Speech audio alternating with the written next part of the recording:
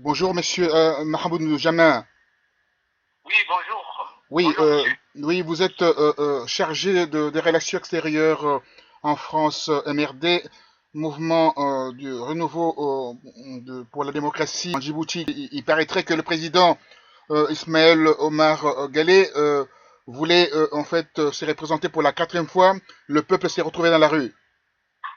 Exactement. En fait, c'est suite à un article d'un journal très sérieux à Djibouti qui s'appelle Lettres de l'océan Indien, qui a révélé que le dictateur djiboutien était prêt à rempiler pour un quatrième mandat. L'opposition a donné un mot d'ordre de non à un quatrième mandat et demandé au peuple de descendre dans la rue. C'est ce qui s'est passé aujourd'hui. Il y a eu plus de 100 000 personnes qui sont descendues dans la rue pour un petit pays de moins d'1 million de personnes. C'est énorme et c'est monstre. C'est une mobilisation monstre qui s'est passée à Djibouti aujourd'hui.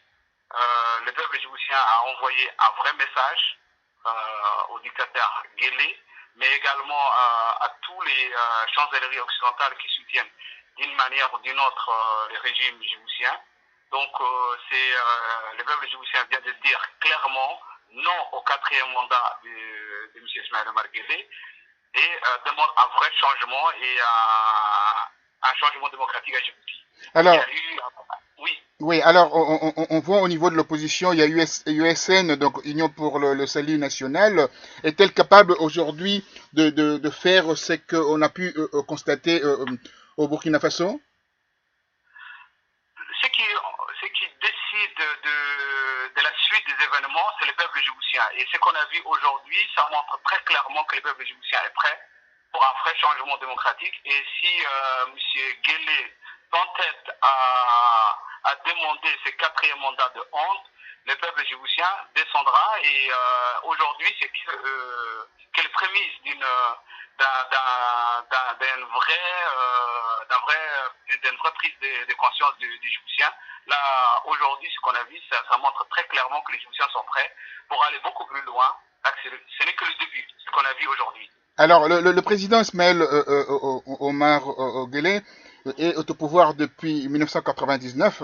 Il a structuré en fait le noyau dur de son pouvoir autour de membres de son clan, donc Issa, comme on l'appelle Issa Mamassan, qui truste en fait de nombreux postes. C'est la frustration de la population, de gens qui ne se retrouvent pas au sein de ces régimes. Voilà un pays en fait qui représente moins d'1 million de personnes où il y a énormément de masse salariale, en fait de masse, de l'argent des flux d'argent qui passent entre les mains des régimes djiboutiens. Et voilà que 89% de la population djiboutienne se retrouve dans une situation, pour ne pas dire en fait pauvre, dont plus de 50% extrême pauvreté. Le dictateur Guelleh a constitué un régime autour d'une petite famille, d'un petit clan qui ne représente strictement rien et qui actuellement qui est en train de se transformer, c'est même plus un clan, c'est devient vraiment une famille. Donc c'est une petite famille qui a tous les rouages de l'État, qui a tout ce on peut appeler encore entreprise à Djibouti. Il n'y a même pas d'entreprise à Djibouti, mais ce qu'on peut appeler des entreprises. Donc il a la main mise sur l'économie et la main mise sur l'administration. Alors, sur l'administration, on peut parler de la mainmise. Et quand on pense que aujourd'hui, l'épouse de Monsieur Ismaël, le président Ismaël Omar Guelleh, Madame Kadra, qui porte votre nom aussi, Mahmoud Haïd, qui Oui, est considérée aujourd'hui comme la vice-présidente. Que pensez-vous de cela? euh, elle agit comme si elle était vice-présidente, mais en fait, elle a même mis sur l'économie, sur l'ensemble de l'économie du pays. C'est elle qui change même au niveau administratif. Elle intervient régulièrement pour placer les gens qu'elle a envie de placer. Mais pour nous, c'est même pas l'affaire du président qu'on est en train de parler. Nous, on pense que le problème de Djibouti, c'est M. Guelleh. Mais on peut considérer par rapport à ces S'il n'était déclarations. pas là, Papa ne serait pas là. Oui, mais on peut considérer par rapport à ces déclarations, ces dernières déclarations, par rapport à cette masse qui est sortie dans la rue, l'épouse dit clairement que il faudra une certaine grande répression pour essayer de ramener de l'ordre.